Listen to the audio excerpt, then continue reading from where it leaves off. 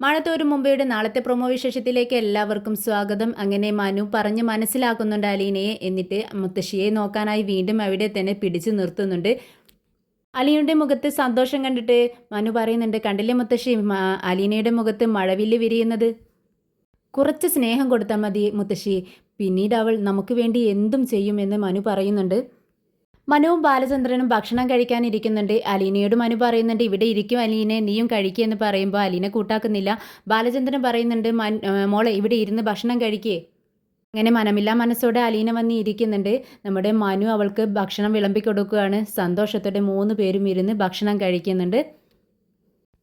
നമ്മുടെ വൈജയന്തി ഇതൊന്നും അറിയുന്നില്ല. വൈജയന്തി ഓഫീസിലേക്ക് പോയ സമയത്താണ് ഇതെല്ലാം നടക്കുന്നത്. വൈജയന്തി വരുന്ന സമയത്ത് കിച്ചണിൽ ചായ ഇടുന്ന അലീനയാണ് കാണുന്നത്. നീ എന്നെ തോൽപ്പിച്ച് ഇവിടെ സുഖമായി വാടാമെന്ന് വിചാരിക്കേണ്ട എന്ന് വൈജയന്തി പറയുമ്പോൾ, അങ്ങനെ ഒരു വിചാരമേ എനിക്കില്ല, എനിക്കതിനൊട്ട് ഒട്ടും താല്പര്യവുമില്ലെന്ന് അലീന തുറന്നു പറയുന്നുണ്ട്. മനു സത്യങ്ങളെല്ലാം തെളിയിച്ചെങ്കിലും വൈജയന്തിക്ക് അലീനയെ ഇവിടെ നിർത്തിയതിൽ ഒട്ടും തന്നെ താല്പര്യമില്ല. നീ എന്തിനാ അലീനയെ ഇങ്ങനെ ശത്രുവായിട്ട് കാണുന്നതെന്ന് ബാലചന്ദ്രൻ വൈജയന്തിയോട് ചോദിക്കുന്നുണ്ട്. ഇത്രയും കാലമായിട്ട് ഞാൻ അവളെ ശത്രുവായിട്ട് കണ്ടിട്ടില്ല, ഇനി കാണേണ്ടി വരുമെന്ന് അറിയത്തില്ല എന്ന് വൈജയന്തി പറയുന്നുണ്ട്. എന്നാൽ കമലം ഈ സംഭവങ്ങളെല്ലാം അറിയുന്നുണ്ട്. മനുവിനോട് പറയുന്നുണ്ട്, എന്നാൽ നീ പോയി അവളെ കേട്ടടാ.